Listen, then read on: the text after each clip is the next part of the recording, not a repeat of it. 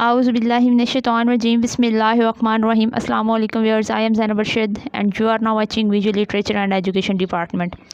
Student, आज मैं आपको BIF 501 के जो शॉर्ट क्वेश्चन है फॉर फाइनल टर्म वो बताऊंगी और ये आपके लास्ट लेक्चर्स में से हैं। ठीक है, लास्ट 100 जो लेक्चर्स हैं उनमें से मैंने ये इंपॉर्टेंट शॉर्ट क्वेश्चन बनाए हैं और उन्हीं में से ही हर साल जो है मोस्टली शॉर्ट और लॉन्ग क्वेश्चन आते हैं। तो हम आज 100 जो लास्ट चैप्टर्स हैं, लास्ट टॉपिक्स हैं, ठीक है, उनमें से जो इम्पोर्टेंट शॉर्ट क्वेश्चन है, लॉन्ग क्वेश्चन है, वो देखेंगे। और इसको मैं 2 पार्ट अपलोड करूँगी। एक ये पार्ट 1 है तो और एक जो होगा वो पार्ट 2 होगा। पार्ट 2 में मैं एंड पे कुछ MCQs भी बताऊंगी इम्पोर्टेंट।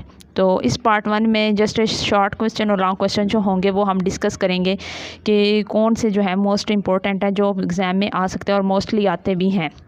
तो चलें स्टार्ट करते हैं। अच्छा, पहला क्वेश्चन है, what are uses of mass spectrometry. Mass spectrometry के यूजेस क्या हैं ये आपने बताने हैं। ठीक है, तो इसके लिए हम जो इसका आंसर है वो समझ लेते हैं वो क्या है। Mass spectrum of A peptide is a collection of message of these fragments. ठीक है, drive the sequence of A peptide given its mass spectrum.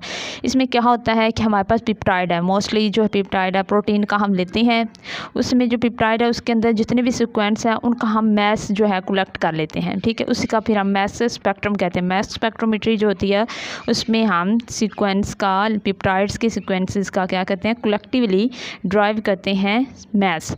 तो for an ideal fragmentation process the peptide sequence problem is simple. The fragmentation process is not ideal and mass spectrometer measures mass with some impressions. ठीक है, जो mass spectrometer है वो क्या करती है, measure करती है mass को। ओके, तो ये वाली थी, जैसे ये हमारे पास एक एग्जांपल है, इसमें प्रोटीन है।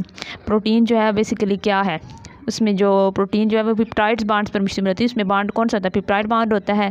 और साथ में है कि टैंडम मास स्पेक्ट्रोमीटर हमने यूज़ करना है। उस तकनीक से हम क्या करेंगे, पेप्टाइड्स के स्मॉल फ्रैगमेंट्स करके उनका जो मैस है, ठीक है, वो हम क्या करेंगे, निकाल लेंगे।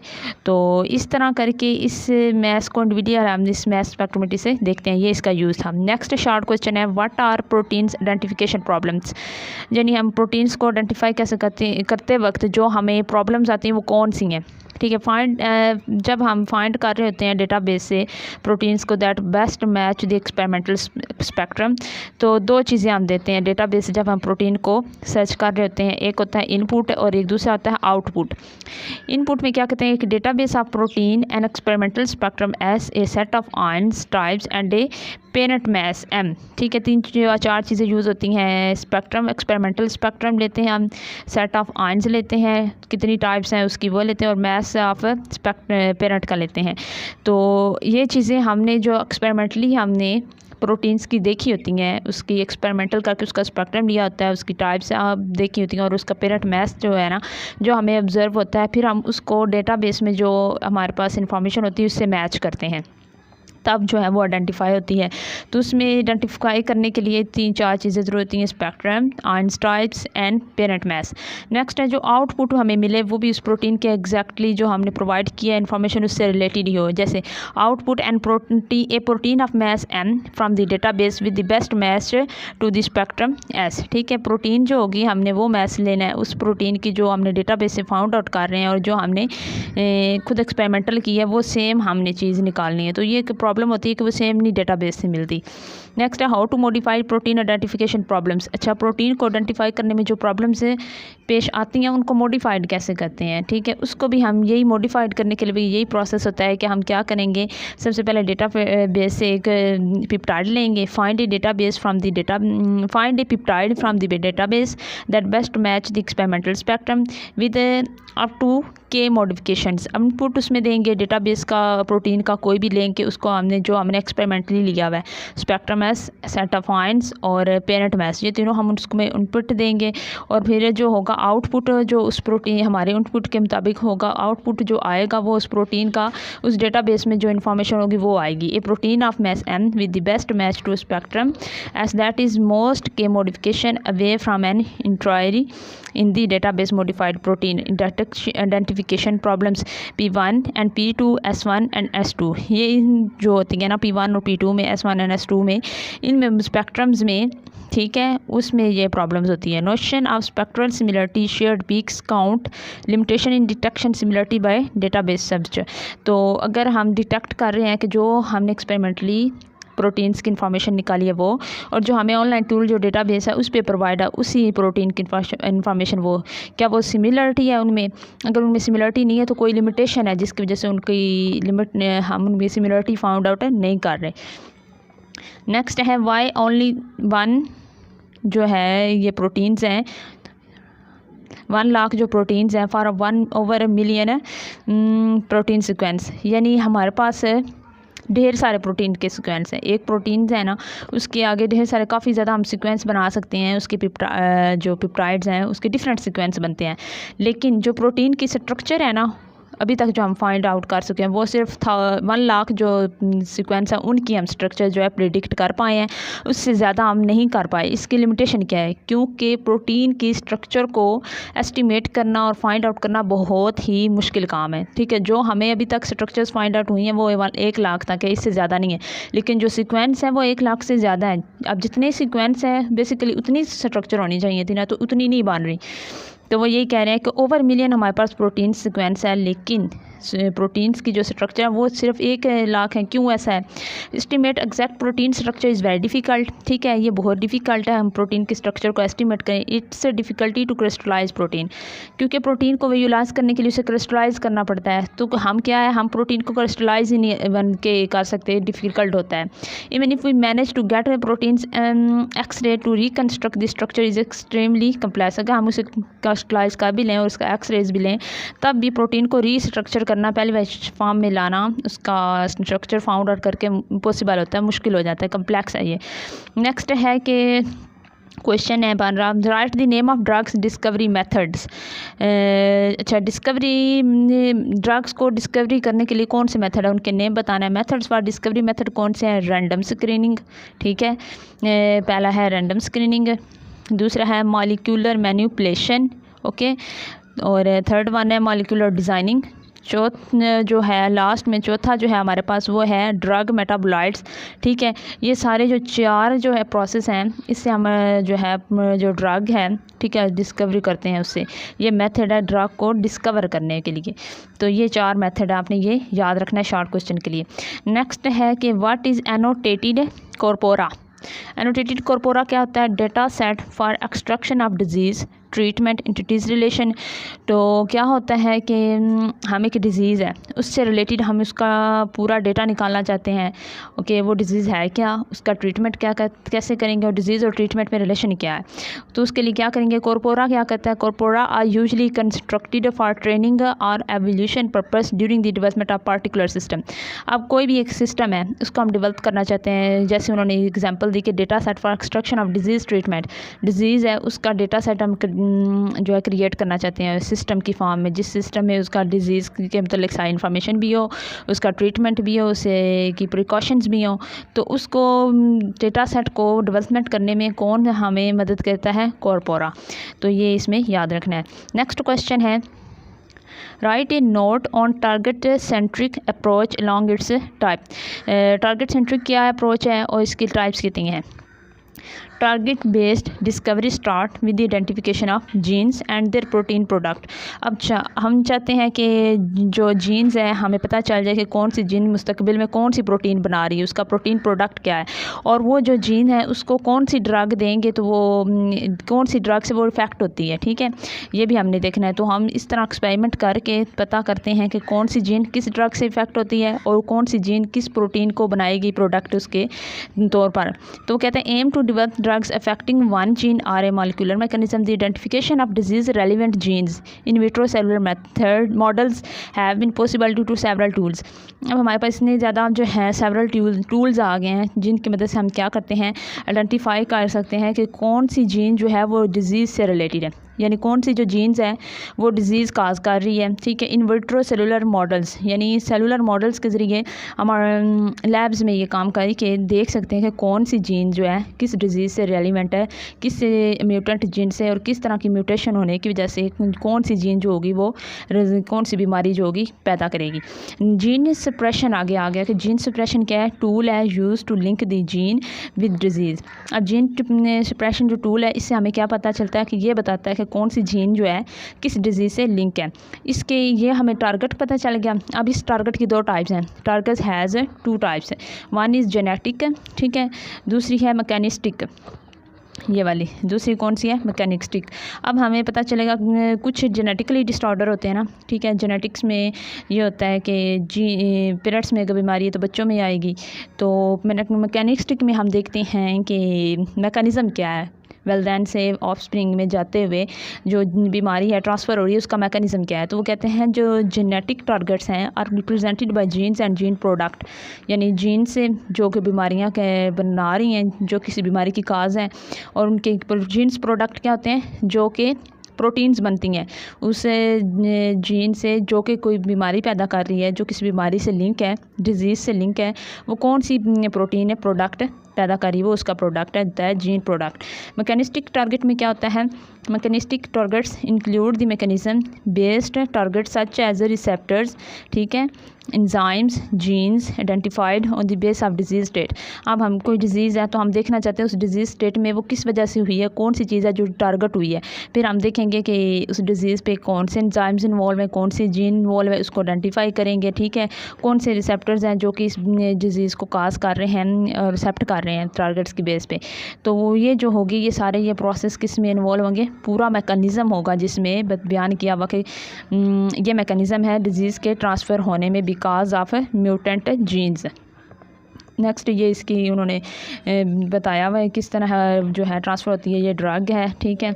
अब हम क्या करते हैं, टारगेट जीन लेते हैं, एक जीन लेते हैं, हम देखना चाहते हैं उस जीन का ऊपर कौन सी ड्रग अफेक्ट करती है। इससे पता क्या फ़ायदा होता है, जो जीन किसी ख़ास पर्टिकुलर बीमारी को काज कर रही होगी, पैदा कर रही होगी, उससे हमें पता चल जाएगा कि ड्रग लगाएंगे तो पता चलेगा कि ये जीन वाकई म्यूटेंट है, ये काबिल है कि ये ड्रग से ट्रीट हो सके और नेक्स्ट कोई बीमारी से इससे पैदा ना हो सके। तो क्या होगा, टारगेट जीन ट्रे होगी और फिर पूरे पाथ में होंगे किस तरह ये ड्रग जाके जीन्स के ऊपर इफेक्ट करती है। और नेक्स्ट जो होगी वो अपना जीन जो है उसके मॉलिक्यूलर मैकेनिज़्म में कौन सा फ़र्क आता है कि वो नॉर्मली बिहेव करती है या फिर वो ठीक होती है ड्रग से या मज़ीद ख़राब होती है, उससे क्या कॉम्प्लिकेशंस पैदा होती हैं।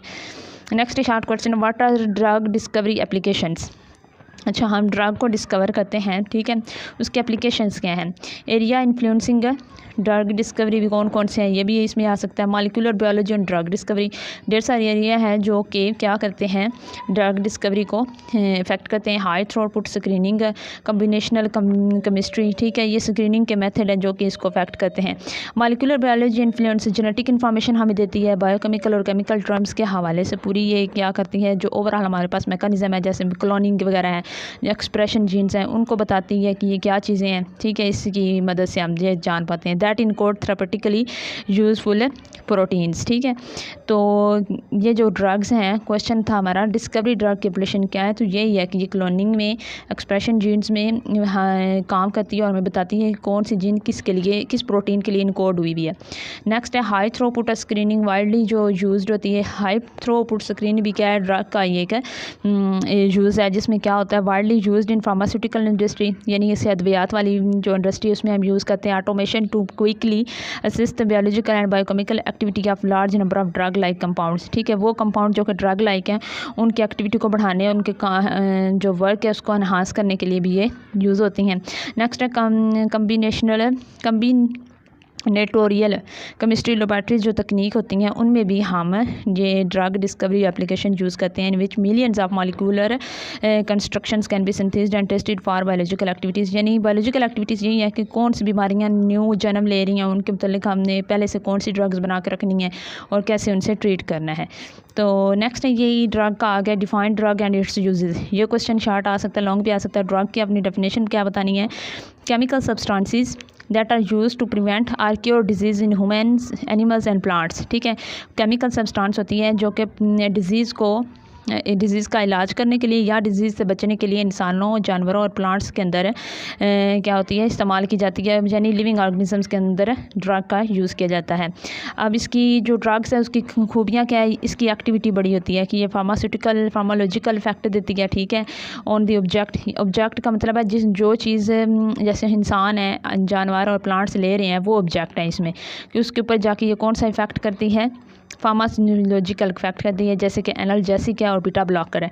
जो एनाल्जेसिक होती है मतलब ऐसी दवा या ऐसी ड्रग जो फ़ौरन जाके दर्द को दूर कर दे। ठीक है, जैसे पैरासीटामोल है, आप दवाई सर में दर्द हो पैरासीटामोल लेंगे तो फ़ौरन ठीक हो जाएगी, वो एनाल्जेसिक होती है। बीटा ब्लॉकर क्या होते हैं? बीटा ब्लॉकर वो होते हैं जो ब्लड प्रेशर को कंट्रोल करने वाली ड्रग्स होती हैं। ठीक है, ये मुख्तलिफ ड्रग्स के साथ बता रहे हैं कि ये फार्मास्यूटिकल इफेक्ट का फार्मालॉजिकल इफेक्ट का मतलब यही है कि ये फ़ौरन जाके अपना असर दिखाती हैं। ये नहीं है कि कुछ देर आज हमने मेडिसिन ली है तो 3 दिन बाद उसका असर होगा, नहीं, ये फ़ौरन असर देती हैं।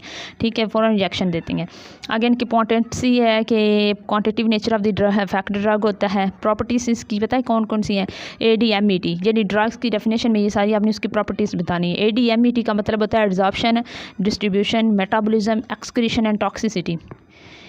यानी एक ड्रग जब हम लेते हैं वो हमारे अंदर जाके एब्जॉर्ब कैसे होती है, उसकी डिस्ट्रीब्यूशन हमारे जिस्म में कहती होती है, वो जाके इफेक्ट करता है जब हमारी डिजीज़ को कंट्रोल करने में, तो उसका मेटाबॉलिज्म क्या होगा, वो फिर एक्सक्रीट क्या होगा और बदले में जो उसका साइड इफ़ेक्ट होगा वो टॉक्सिसिटी कैसी होगी।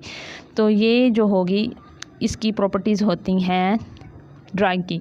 अच्छा, ड्रग्स का यूज़ क्या है? ड्रग जो होता है used for the psychotic effect by the media और general public, even the drugs abused have their activity. ठीक है, क्योंकि ड्रग्स के साइड इफेक्ट भी होते हैं तो वो इनकी एक्टिविटी जो होती है नुकसानदेह भी होती है। No drug is completely safe. ठीक है, ये MCQ आ सकता है कि कोई भी ड्रग जो होती है वो कम्प्लीटली सेफ कभी भी नहीं होती, उसका कोई ना कोई साइड इफेक्ट होता है। Suitable quantity to cure or excess to be poisonous, यानी इतनी क्वान्टिटी लें जो कि हमारे इलाज के लिए काफ़ी है, अगर एक्सेस लेंगे तो वो पॉइजनस हमारे लिए काज कर सकती है। कोई भी ड्रग अगर हम उसकी मिकदार से ज़्यादा लेंगे तो वो हमारे लिए पॉइजनस हो सकती है, जैसे कि एस्पाइरिन है, पैरासीटामोल है, कैन बी टॉक्सिक।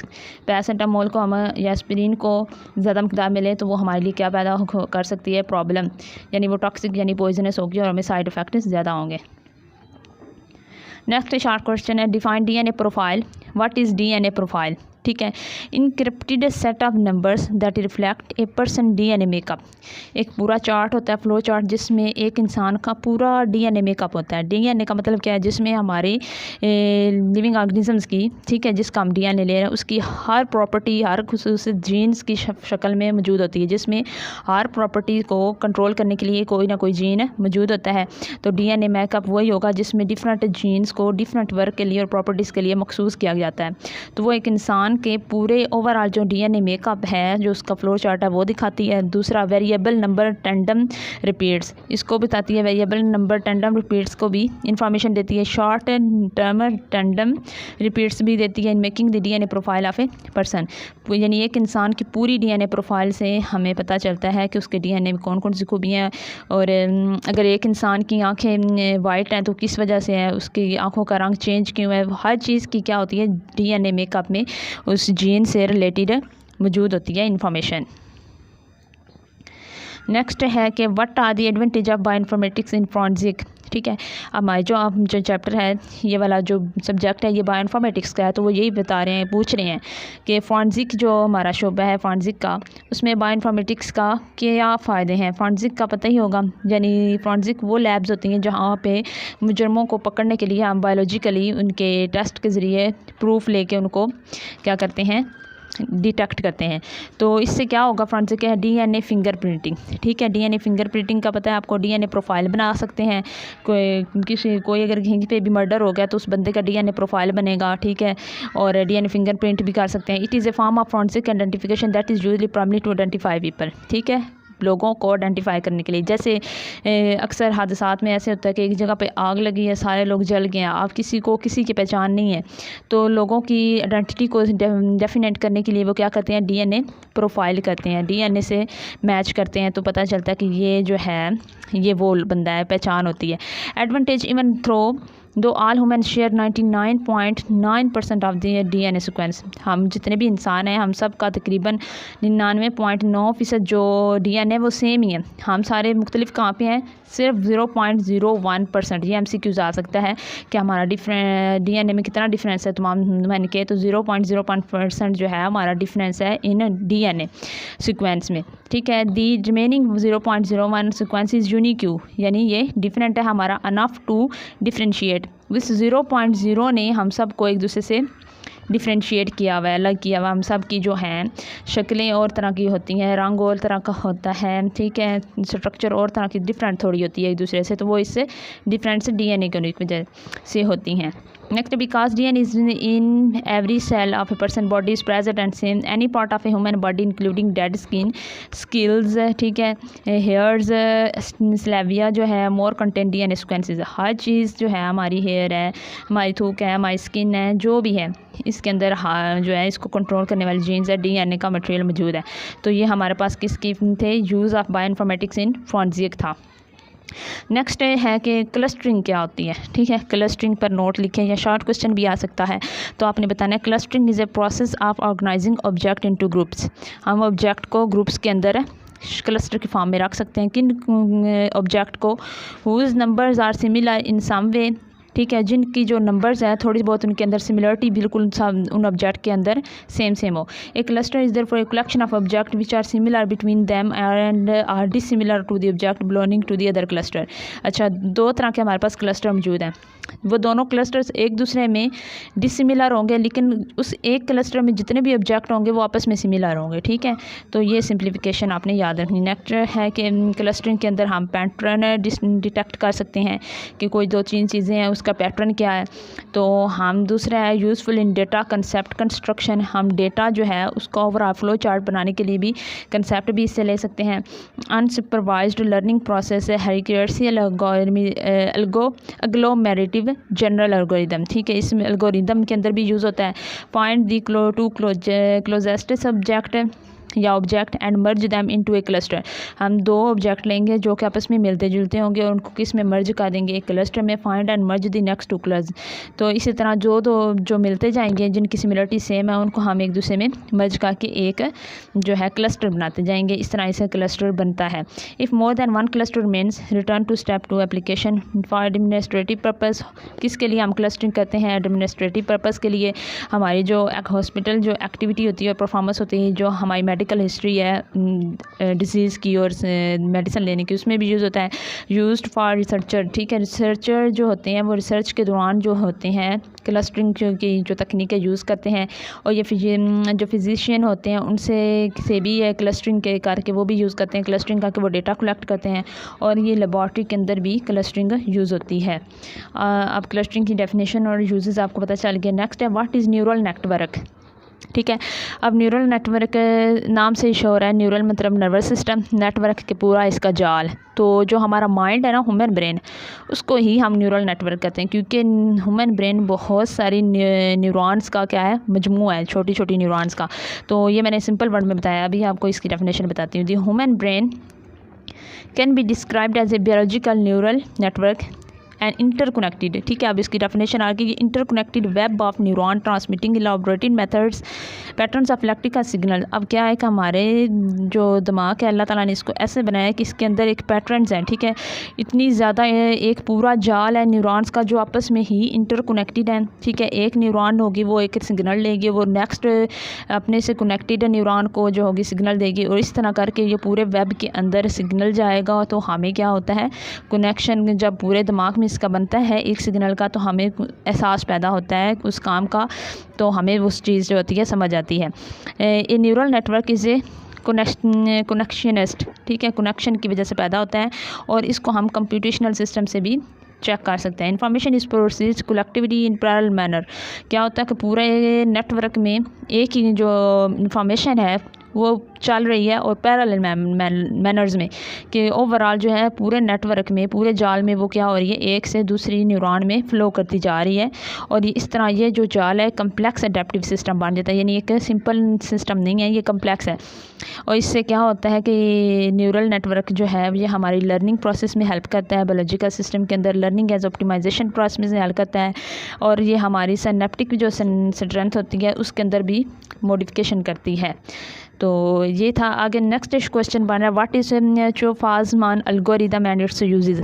अब चो-फाज़मान एक एल्गोरिदम था, जो चो-फाज़मान एक बंदा था, उसने इसको डेवलप किया था, ठीक है, और इसने बताया था कि ये क्या चीज़ है और इससे हम क्या इस्तेमाल कर सकते हैं। चो-फाज़मान एल्गोरिदम क्या है, हेल्प्स प्रिडिक्ट सेकेंडरी स्ट्रक्चर्स, ठीक है। सेकेंडरी स्ट्रक्चर्स कौन कौन सी हैं प्रोटीन की, अल्फ़ा होती है, हेलिक्स होती है, बीटा होती है, शीट्स एंड टर्न्स होते हैं। तो ये जो होती है सारी फॉर्म्स जो है ना, ये वाली जिनके मैंने नाम दिए हैं, ये सेकेंडरी स्ट्रक्चर ऑफ प्रोटीन है, ठीक है। तो जो चो-फाज़मान एल्गोरिदम है ये किसके लिए यूज़ होता है, to predict secondary structure of proteins है, ठीक है। तो यही आपने बताना है कि ये एक ऐसा एल्गोरिदम है जो कि हमारे पास एक प्रोटीन है उसके स्ट्रक्चर को दिखाने के लिए यूज़ होता है। नेक्स्ट है, step by step follow chart of the entire algorithm. Beta sheets can be predicted from primary amino acid sequence. हमारे पास पूरे अमाइनो एसिड का सीक्वेंस है जिससे हम क्या करते हैं, बीटा शीट्स की स्ट्रक्चर को दिखा सकते हैं कि ये इसकी शेप ऐसे है। Secondary structure prospective value of alpha helix beta sheet and turn should be recalculated. अब क्या होते हैं, हमारे पास हर जो स्ट्रक्चर है प्रोटीन की उसकी एक वैल्यू होती है जिससे हम बोलते हैं प्रोपेंसिटी वैल्यूज़। प्रोपेंसिटी वैल्यूज़ जो है ये आप इसकी डेफिनेशन देख लीजिएगा, मैं यहाँ पर नहीं बयान कर रही। आपने सिर्फ ध्यान रखना है कि जो अल्फ़ा हेलिक्स होता है, बीटा शीट्स होती हैं और टर्न्स होते हैं, इनकी प्रोपेंसिटी वैल्यूज़ एक दूसरे से डिफर करती हैं, जिसकी बेस पर हम इनकी जो है रिएक्टिविटी और स्टेबिलिटी और स्ट्रक्चर्स को फाइंड आउट करते हैं कि ये कितनी स्टेबल है और कितनी इसकी रिएक्टिविटी है। तो ये calculated with the latest protein data sets. हमारे पास जितने भी टूल्स हैं उसकी मदद से हम सेकेंडरी स्ट्रक्चर जो है वो प्रिडिक्ट कर सकते हैं अलॉन्ग विद दिस ये जो एल्गोरिदम है चो-फाज़मान जो है। अब इसके के अंदर क्या क्या चीज़ें और इम्प्रूव होनी चाहिए, can be improve to predict secondary structure by incorporating biochemical factors and updating the statistical. यानी इसके अंदर जो फैक्टर्स है बायोकेमिकली उसको न्यू इसके अंदर वो फीचर्स ऐड होने चाहिए, और इसके अंदर जो स्टैटिस्टिशियल डेटा है ना, यानी मकदारी जो है डेटा वो अपडेट होना चाहिए, साथ साथ इसका एक रिकॉर्ड कैम होना चाहिए कि इसमें इतनी प्रोटीन्स हमने अभी तक क्या है फाइंड आउट उसकी स्ट्रक्चर कर पाए और इतनी नहीं, यानी नंबरिंग में इसका भी रिजल्ट शो होना चाहिए। नेक्स्ट है, what are the advantage and disadvantage of threading. Threading क्या है और इसके एडवांटेज एंड डिसएडवांटेज क्या है।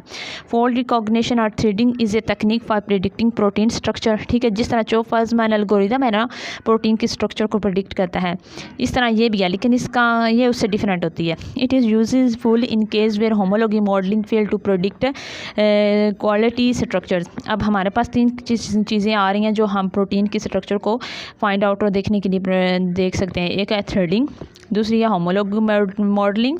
होमोलॉजी मॉडलिंग के अलावा जो अभी हमने ऊपर पढ़ी है चो-फाज़मान एल्गोरिदम, ये तीनों जो है प्रोटीन की स्ट्रक्चर प्रेडिक्ट करते हैं, लेकिन तीनों में थोड़ा थोड़ा क्या है डिफरेंट है।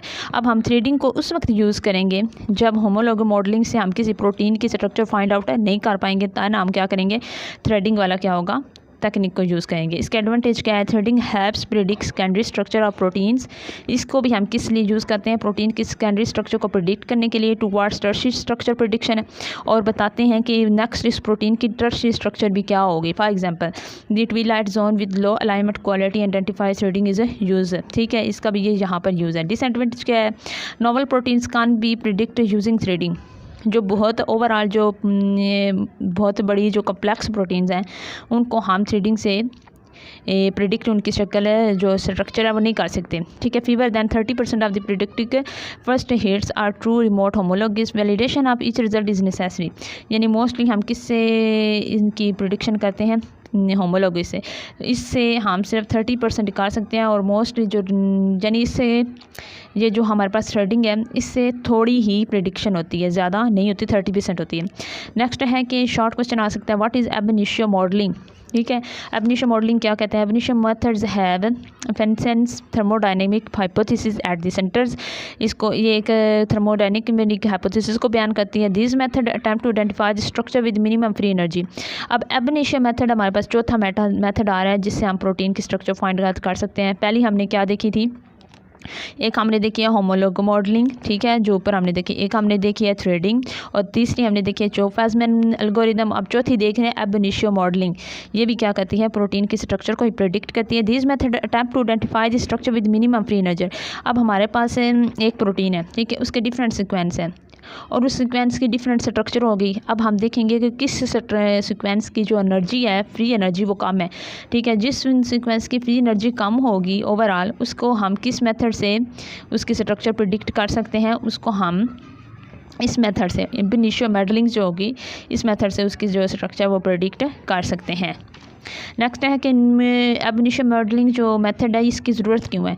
क्योंकि ये किसी भी सीक्वेंस के ऊपर अप्लाईकेबल हो सकता है। उसकी पास फ्री एनर्जी का सीक्वेंस निकालें जो मिनिमम होगी और उसको इसमें पुट करके एब इनिशियो मॉडलिंग हम मालूम कर सकते हैं। नॉट एक्यूरेट बायोलॉजिकल, ये कोई बायोलॉजिकली सिर्फ यूज़ नहीं होता, इसको ओवरऑल भी यूज़ है। Accuracy and applicability are limited to by our understanding of protein folding problems limitations. यानी हमारी प्रोटीन जो है, प्रोटीन के अंदर जो फोल्डिंग में प्रॉब्लम्स हैं, ठीक है, ये उसका तक लिमिट नहीं है। प्रोटीन फोल्डिंग जितनी प्रॉब्लम्स होंगी उतनी हमारे पास प्रोटीन की स्ट्रक्चर कम होगी। अभी तक जो अवेलेबल स्ट्रक्चर है, इसका मतलब ये है प्रोटीन की, उसके ऊपर ये अप्लाईएबल है, इसका ये बेनिफिट है।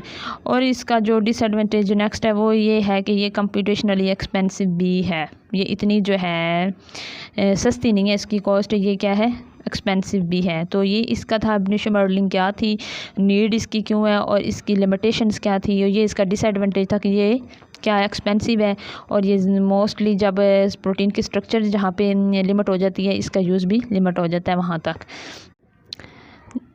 जी, तो नेक्स्ट जो क्वेश्चन बन रहा है वो है what are the careers in bioinformatics. Bioinformatics जो है, इसमें कौन कौन से आगे शोबे हैं जिसमें इसको अडॉप्ट करने के बाद जा सकते हैं। मसलन इसमें ये भी क्वेश्चन आ सकता है कि importance of bioinformatics, uses of bioinformatics. इन तीनों में से कोई भी एक 2 नंबर का क्वेश्चन आपके पेपर में आ सकता है, क्योंकि बायो इन्फॉर्मेटिक्स की बुक है तो इससे रिलेटेड ये क्वेश्चन दे सकते हैं। पाकिस्तान जो है is an infrastructure limited country, यानी अभी जो है इतना तरक्की याफ्ता नहीं है, तरक्की होकर ही पा रहा है।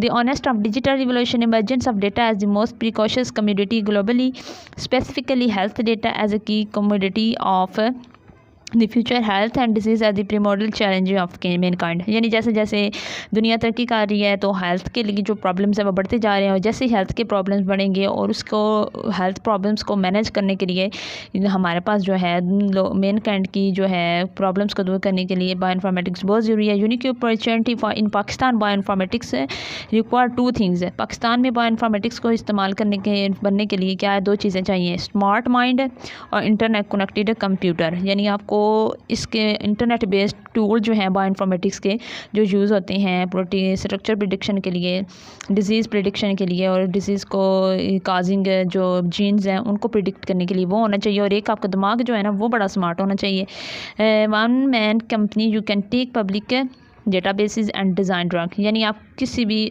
ओवरऑल किसी भी बड़े टूल पे जाएं बायो इन्फॉर्मेटिक्स से, वहाँ पे पब्लिक के भी डेटाबेस लेंगे।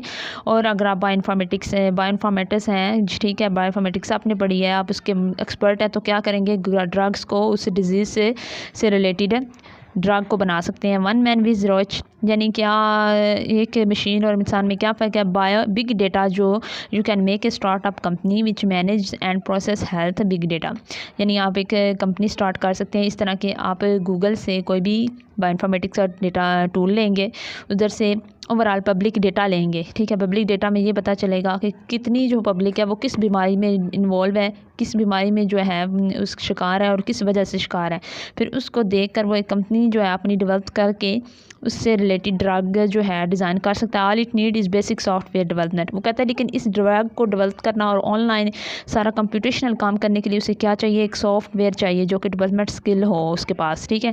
अगर आपके पास सॉफ्टवेयर डेवलपमेंट स्किल्स हैं और बायो इन्फॉर्मेटिक हैं आप, तो आप ड्रग डेवलप कर सकते हैं। The bioinformatic the next disruption the next Google Facebook and Uber is going to be emerge for health and bioinformatics. यानी नेक्स्ट ये जो सारे सोशल मीडिया प्लेटफॉर्म्स हैं ये हेल्थ और बायो इन्फॉर्मेटिक्स के शोबे में हमारा मदद दे सकते हैं। फार्मास्यूटिकल कंपनीज़ में कि भी जो कि इससे रिलेटेड काम कर रही हैं। Pharmaceutical companies are investing into bioinformatics human resources, ठीक है। जो अब दवाइयात बनाने वाली कंपनी हैं वो भी क्या कर रही हैं, अपना जो है सरमाया वो बायो इन्फॉर्मेटिक्स के शोबे में लगा रही हैं क्योंकि नेक्स्ट जो बायो इन्फॉर्मेटिक्स का शोबा होगा इससे हमें अद्वियात बनाने, डिज़ीज़ को कंट्रोल करने और डिज़ीज़ को जो है उनकी आइडेंटिफाई करने के लिए भी ये मदद देगा।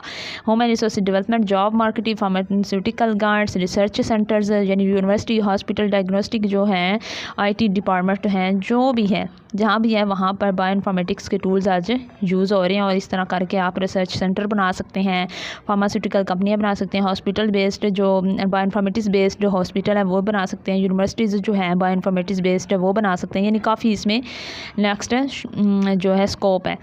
नेक्स्ट हमारा जो क्वेश्चन है वो है होमोलॉगी। आप जो मैं क्वेश्चन अभी से जो अंडरलाइन स्टार्ट कर रही हूँ ये आपके पास्ट पेपर से आए हुए हैं और ये हर बार रिपीट होते हैं, ठीक है। तो वो जो ऊपर दे थे वो मैंने इंपॉर्टेंट खुद सर्च किए हैं और ये जो थे ये आपके पास्ट पेपर से आते हैं। तो चलिए ये भी देख लेते हैं। होमोलॉगम फोल्डिंग रिकॉग्निशन स्टेप्स कौन से हैं, फोल्डिंग रिकॉग्निशन प्रोसेस कौन सा है होमोलॉगम मॉडलिंग का और इसकी इंपॉर्टेंस क्या है, ठीक है, ये बताना है। होमोलॉगम फोल्डिंग रिकॉग्निशन स्टेप्स, ठीक है, folding recognition process of homology modelling and it's important, ये 5 मार्क्स का जो है क्वेश्चन आएगा। होमोलॉग फोल्ड रिकॉग्निशन क्या है, प्रिडिक्ट करती है प्रोटीन स्ट्रक्चर्स को without computational fundamental physical chemical properties of the mechanism and driving forcing in the structure formation. वो कहते हैं एक प्रोटीन है, ठीक है, हमारे पास होमोलॉग मॉडलिंग क्या करती है, ये उस प्रोटीन की स्ट्रक्चर्स को, उसकी फिज़िकल और केमिकल प्रॉपर्टीज़ को कंप्यूटेशनल और टूल्स को यूज़ किए बगैर जो है उसकी स्ट्रक्चर जो होगी वो हमें बताएगी, ठीक है, ये आपने बताना है। और जो एब इनिशियो मेथड होता है उसमें क्या फ़र्क है और इस होमोलॉगी फोल्ड और एब इनिशियो जो है इन दोनों में फ़र्क क्या है, दोनों का काम क्या है, दोनों ही स्टैंडर्ड स्ट्रक्चर को प्रिडिक्ट करती हैं प्रोटीन की, ठीक है, लेकिन दोनों में फ़र्क ये है कि जो होमोलॉगी है वो केमिकल और फिजिकल प्रॉपर्टीज़ के ऊपर बेस नहीं करती, कंप्यूटेशनल फंडामेंटल प्रोसेस के ऊपर बेस नहीं करती, लेकिन जो एब इनिशियो मेथड है in contrast base their predictions on physical models for their mechanism, उसको अपनी जो है काम करने के लिए जो एनर्जी है प्रोटीन की जो स्ट्रक्चर है उसकी फिजिकल और केमिकल प्रॉपर्टीज़ हैं उसके ऊपर काम करके ही वो स्ट्रक्चर बताएगी, ठीक है। एनर्जी जो होगी released during the folding process computed for predicting structure. एब इनिशियो में क्या होता है, एक एनर्जी है, ठीक है, एक प्रोटीन है, जब वो फोल्ड होती है तो फोल्ड करने के दौरान ही हम उसे अच्छे से उसकी जो फोल्डिंग के दौरान ही हम उसकी स्ट्रक्चर देख सकते हैं गौर से। तो जब प्रोटीन फोल्ड होती है तो उसके अंदर से क्या होता है, एनर्जी रिलीज होती है, उस एनर्जी रिलीज जो होगी उसको कंप्यूट करके एब इनिशियो मेथड में हम इसकी स्ट्रक्चर जो होगी वो प्रिडिक्ट कर पाएंगे, ये बात इधर बयान की गई है। अब ये होमोलॉगी और एब इनिशियो में फ़र्क भी था, ये भी बता देना। अब इंपॉर्टेंस क्या है होमोलॉगी मॉडलिंग की। होमोलॉगी मॉडलिंग जो है is the most accurate computational method to create reliable structure models and is commonly used in many biological applications. अब जो बायोलॉजिकली हमारे प्रॉब्लम्स हैं उनके अंदर इसकी बहुत ज़्यादा एप्लीकेशंस एंड यूजेस हैं, ये हमें एक्यूरेट जो है स्ट्रक्चर बताता है। Homology modelling predict the 3D structure of a query protein. अब हमारे पास एक प्रोटीन है, ठीक है, जिसके हम स्ट्रक्चर मालूम करना चाहते हैं, उसे कहेंगे क्वारी प्रोटीन। अब उस क्वारी प्रोटीन की ये हमें क्या बताएगा, 3D स्ट्रक्चर, 3 डायमेंशनल स्ट्रक्चर बता देगा, ठीक है। Through the sequence alignment of template protein, उस प्रोटीन के जो टेम्पलेट हो गए उसके जो अंदर सीक्वेंस है उसको अलाइनमेंट करके ये कौन सी शक्ल देगा, उसकी स्ट्रक्चर 3D स्ट्रक्चर उसकी प्रिडिक्ट करेगा। इसका ये था, बस आपने ये ही बताना है, स्टेप्स हैं कि किस तरह ये करता है। नेक्स्ट क्वेश्चन है which method was purposed by 4 different group for sequencing, explains that method. अब जो है डीएनए को सीक्वेंस करने के लिए कौन से मेथड थे, डीएनए के अंदर जो सीक्वेंस होते हैं उनको ऐसे सीक्वेंस जो है बिल्कुल बनाने के लिए जो मेथड्स हैं वो किसने डेवलप किए थे, तो कौन थे और कौन से मेथड थे। DNA sequencing method Fred Sanger और वाल्टर गिलबर्ट, ये 2 बंदे थे, इन्होंने जो है डेवलप किए मेथड। इसने क्या कहा, cells makes copies of DNA की पहले सेल्स क्या करते हैं, कॉपीज़ बनाते हैं, फिर क्या करते हैं DNA fragments of different length, फिर उस डीएनए के जो फ्रैगमेंट बनते हैं और हर फ्रैगमेंट जो का उसकी लेंथ डिफरेंट होगी। If one base is missing, ठीक है, मिसिंग बेस भी होगी, कुछ जो होंगे ना फ्रैगमेंट उनमें कुछ बेसिस मिसिंग होगी और कुछ मौजूद होगी, उनकी लेंथ में डिफरेंस आ जाएगा। और जैसे ही हम उनके फ्रैगमेंट्स बनाएंगे फिर हम उसकी सीक्वेंसिंग कर सकते हैं। कुछ ये उन्होंने मेथड बताए थे और किसकी बेस पे बताए थे, डीएनए कॉपीज़ और डीएनए फ्रैगमेंट के बेस पे बताए थे, ये बताना है आपने। What are 2 approaches of target discovery, target discovery के 2 अप्रोचेस क्या है, a target discovery 2 clinical applications कौन कौन सी हैं। फर्स्ट वन है फिजियोलॉजिकल बेस्ड, पहली है फिजियोलॉजी बेस्ड अप्रोच, दूसरी है टारगेट बेस्ड अप्रोच। इसको हम पढ़ लेते हैं कौन कौन सी है। क्वेश्चन आपने गौर से देख लिया। टारगेट डिस्कवरी मार्क्स है, इसके 3 हैं। Approach of target discovery, approach कितनी है। फिजियोलॉजी बेस्ड अप्रोच क्या होती है, disease centric approach in which target is not identified. ठीक है, मल्टीपल टारगेट्स आर इन्वॉल्व। जैसे एक हमें पता नहीं चल रहा कि कौन सी भी डिजीज़ जो है, कौन सी जीन्स जो है वो किस डिजीज़ के लिए से रिलेट है, किस डिजीज़ को काज कर रही है। अब वो जो जीन है जिसको हमने सर्च करना है, जो किसी खास डिजीज़ को काज कर रही है, वो हमारा टारगेट है।